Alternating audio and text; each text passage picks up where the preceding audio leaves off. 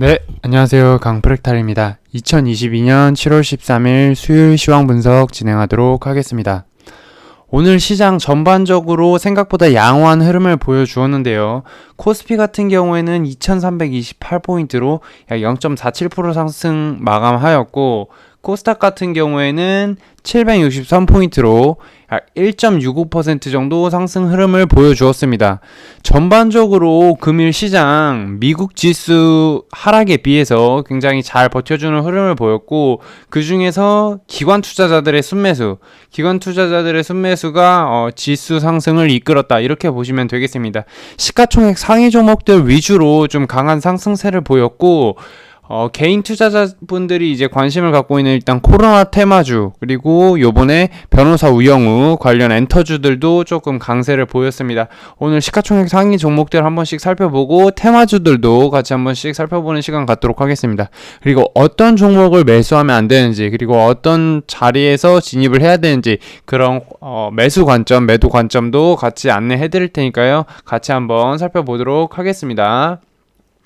우선 시가총액 상위 종목 먼저 살펴볼 건데요. 코스피에서 삼성전자, SK하이닉스 등 반도체 섹터는 조금 약세를 보였습니다. 반면 현대차가 2.51% 정도 올라가 주면서 자동차 업종의 강세를 보여주었고요. 이는 어제 미증시에서 리비안 전기차 산업의 어떤 강세가 자동차 증시 강세도 이끌지 않았나, 오늘 이렇게 판단이 되고요. 네이버는 소폭 상승해 주었고 카카오도 조금 올라 주었습니다. 그리고 이제 신한지주 같은나 KB금융 등 금리와 관련된 종목들은 이제 하락세를 보였고요. 생각보다 이제 바이오 관련주들, 그동안 지속적으로 올랐던 SK바이오사이언스 같은 경우에는 오늘 갭상승 출발하였다가 바로 음봉으로 전환한 모습입니다. 그동안 이 종목에서 데이 트레이딩으로 매매를 하셨던 분들은 오늘 매매를 하셨으면 아마 좀 수익 구간이 없었기 때문에 조금 어려움이 있지 않았나, 이렇게 판단이 되고요. 그리고 대한항공 항공 관련주들이 오늘 상승세를 보였습니다. 왜냐? 유가가 약 7.8% 가까이 하락을 하였기 때문에 그로 인한 어떤 수혜가 기대가 되죠, 항공주들 같은 경우에. 하지만 대한항공처럼 이런 대형주들은 움직임 자체가 개인 투자자들에게 수익을 주기가 어려운 구조로 움직입니다. 여기서 상승하는 듯 하다가 다시 하락하고 다시 올라가는 듯 하다가 지지부진하면서 이렇게 올라가는데요. 장 초반부터 갭상승으로 출발해서 개인 투자자분들이 해당 종목을 매매할 것은 아니었다, 이렇게 보여지고요. 아모레퍼시픽 화장품 관련 섹터가 오늘 오랜만에 조금 상승세를 보였습니다. 여기서 한 번 더 튀어 올라와 준다면 어떤 추세를 전환하러 가는 흐름을 볼 수가 있기 때문에 화장품 관련주들 조금 주목해서 볼 필요가 있다, 이렇게 판단이 되고요. 같은 업종에서 다른 화장품 관련주들이 어떤 흐름을 보였는지 같이 한번 살펴보도록 하겠습니다. 시가총액과 이제 유보율을 같이 볼 건데, 이차한불이 조금 상승세를 보였고 시가총액 3,500원, 한국콜마도 약 5% 가까이 상승세를 보여주었네요. 한국콜마, 외국인이 지금 매수세를 보여주고 있는데 한국콜마는 실적도 좀 좋은 편입니다. 그래서 오늘 좀 상승 흐름에 힘입어서 향후에 조금 더 이제 크게 시세를 준다면 일단은 6만원 부근까지는 좀 길게 보았을 때 6만원 부근까지도 볼 수 있겠고, 1차적으로 이제 5만원 부근이 저항선이죠. 그래서 5만원 부근까지는 조금 지켜보시면 좋을 것 같다, 이렇게 판단이 되네요. 한국콜마처럼 이제 이렇게 실적이 받쳐주는데 수급도 들어오는 종목들, 이런 종목은 좀 주목해서 보실 필요가 있습니다. 한국콜마 같이 봤고요. 그리고 대부분의 화장품 업종은 사실상 이제 실적이 그다지 좋지 않기 때문에 조금 접근하기가 조금 보수적으로 봐야 될 필요가 있습니다. 애경산업 같은 경우에도 실적이 증가하고 있죠. 하지만 수급이 약하기 때문에 해당 종목은 조금 보수적으로 지켜볼 필요가 있다. 거래대금도 워낙 적기 때문에요. 이런 종목 같은 경우에는 아직은 지금 매매하기가 조금 부담스럽다, 이렇게 보여주고요. 거래대금이 너무 적은 종목들은 안됩니다. 여러분들 참고를 하시면 좋을 것 같습니다. 그리고 인구르드랩도 조금 올라온 모습이고요. 좀 강세를 보였던 종목은 이제 그렇게 많지는 않네요. 코스맥스 같은 경우에도 지금 시가총액 7천억인데 영업이익이 좋기 때문에 코스맥스도 한국콜마와 마찬가지로 조금 괜찮게 보여집니다. 해당 종목들 좀 살펴볼 필요가 있고요. 그리고 시가총액 상위 종목들 좀 더 살펴보겠습니다. 아모레퍼시픽이 올라왔고, FNF 의류업종은 좀 좋은 흐름을 보여주고 있는데요. 그 어떤 이유냐면, 자, 저는 최근에 이슈 싱크풀이라는 이 사이트에서 한번 볼게요. 아웃도어 상반기 실적 20% 이상 고신장. 아웃도어 시장이 큰 폭의 성장세를 나타냈다고 합니다. 그러면서 이제 의류 관련 업종들이 좀 주목을 받고 있는데, FNF 같은 경우에는 의류 대장주라고 볼 수가 있겠죠. 그동안 뭐 상승과 하락을 반복하고 있는데 오늘 조금 큰 상승이 나와 주었습니다. 약 6% 가까운 상승을 보여주었고, 향후에 어떤 추세가 조금 형성되기까지 좀 지켜볼 필요가 있다, 이렇게 판단이 되네요. 개인 투자자분들이 따라붙지 못하게 급하게 이제 말아올리는 모습입니다. 어느 정도 지금 바닥을 다졌다고 보여지는 것 같아요. 대다수의 종목들 참고를 하시면 좋을 것 같고, 지금 의류 관련 업종도 좀 좋은 흐름을 보여주고 있다. 지금 동일 업종들 한번 보면 성한, FNF 홀딩스가 같이 올라왔고요. FNF 홀딩스는 그동안 엄청나게 약세를 보였죠. 거의 지금 5만원 부근에서 지금 2만원 이하로 내려왔는데요. 지금 시가총액 7,400억이기 때문에 이렇게 뭐 실적 대비해서 본다면 상당히 저평가된 가격이긴 합니다.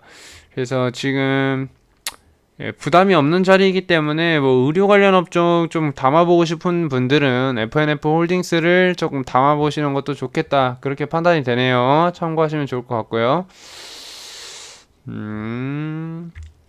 의료 업종들 이렇게 살펴보았고, 현대제철, 철강 쪽은 조금 더 지켜봐야 될 것 같고요. 철강과 조선은 요즘 조금 산업의 분위기가 약화되고 있기 때문에 조금 보수적으로 보겠습니다. 그리고 지금 신세계 같은 경우에는 지금 여행 업종 상승세와 힘입어서 여행과 항공 업종과 함께 이 면세 업종도 조금 좋은 흐름을 보여주었다.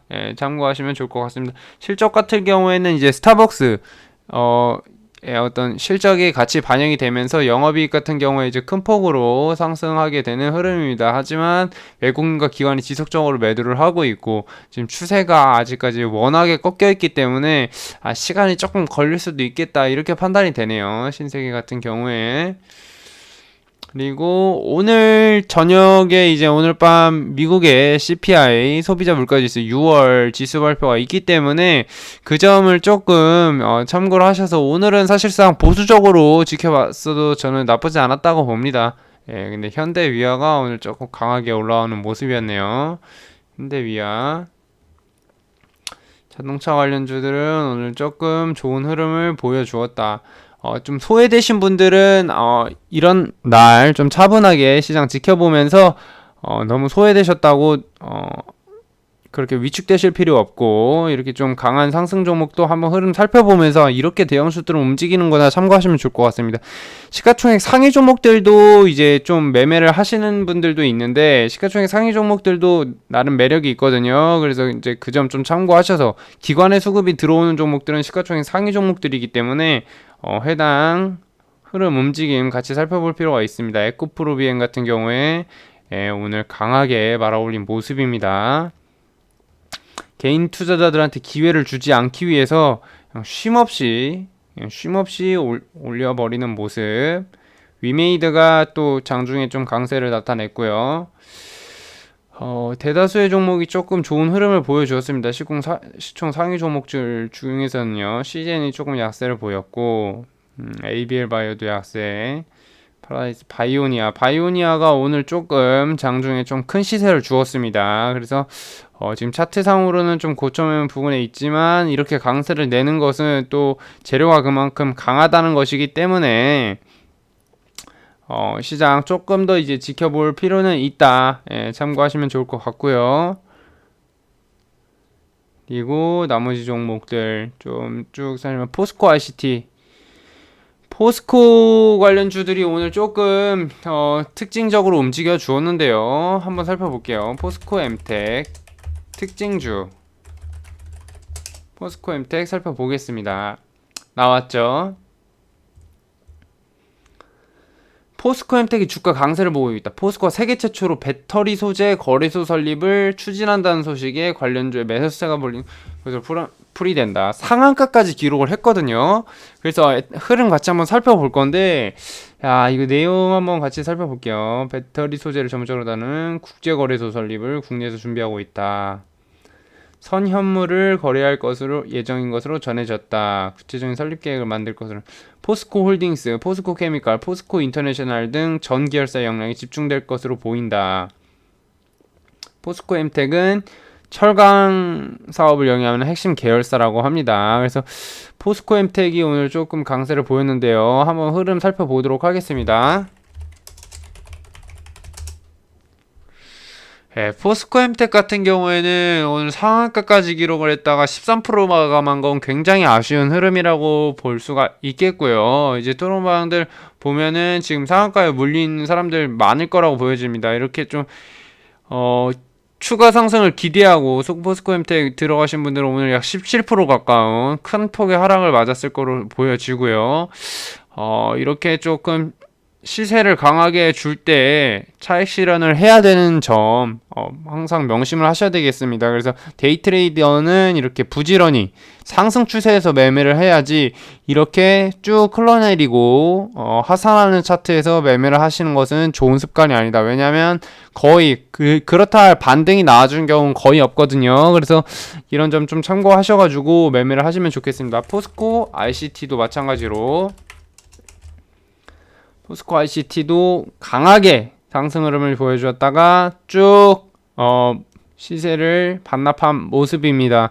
오늘 시가총액 8천억 가까운 큰 대형주이기 때문에 오늘 시세를 줬다고 하더라도 유지를 하기가 굉장히 힘들었을 것으로 생각이 됩니다. 그래서 개인 투자자분들 아마 물리셨다면은 좀 시간이 걸릴 것으로 보여지는데요. 생각보다 지금 외국인과 기관의 수급이 지금 좋지 않기 때문에 오늘 좀 해당 섹터에 좀 물리신 분들이 많지 않기를 바라겠습니다. 그리고 오늘 많은 분들이 이제 보셨을 빅스텝 기사를 좀 읽어볼 건데요. 기준금리가 지금 인상되었습니다. 그래서 한국은행이 기준금리를 한 번에 0.5% 올리는 사상 첫 빅스텝을 단행하였습니다. 그래서 기준금리가 1.75%에서 2.25%로 인상이 되게 되었고 주담대 7% 금리 시대가 이제 도래할 수 있다. 이 점을 좀 참고를 하시면 좋을 것 같고요. 이게 금리가 인상이 되면 사실상 이제 많은 기업들은 이제 대출을 받아서 이제 사업을 운영하는 경우도 많거든요. 그래서 자금난 금리 인상에 대한 어떤 부담이 좀 압박이 될 수 있다. 이 점을 좀 참고하셔야 될 것 같고, 이제 부동산을 많이 투자를 하다 보니까 개인 분들도 이제 금리가 인상되면은 이제 충분히 부담이 될 수가 있죠. 그래서 어떤 투자적인 심리가 조금 위축될 수 있다. 이 점을 조금 참고를 하시면 될 것 같습니다. 예, 참고를 하시면 될 것 같고, 오늘 또 특징주 중에 하나가 바로 삼영 ENC가 있었죠. 삼영 ENC 같이 살펴보도록 할 건데, 자율운항 선박 관련주로 지금 부각이 되었습니다. 자율운행 선박이 어떤 것이냐 같이 살펴볼게요. 자, 자율운행 선박 나왔죠. 뉴스 살펴볼게요.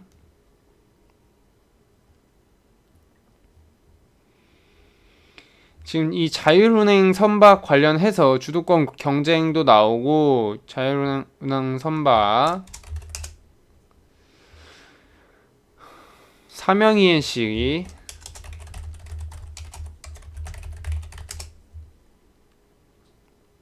기사가 뭐 많이 나오지는 않았네요. 하지만 삼영 ENC가 오늘 강세를 보였는데, 자, 강세를 보였다가 또 장 막판에 좀 대부분 시세를 토해낸 모습입니다. 그래서 이제 데이 트레이딩 하시는 분들도 이렇게 추세가 쭉 꺾여 있다가 이렇게 상승 양봉이 하나 딱 터지는 종목들은 굉장히 조심을 하셔야 된다. 그 점을 좀 기억을 하셨으면 좋겠고요.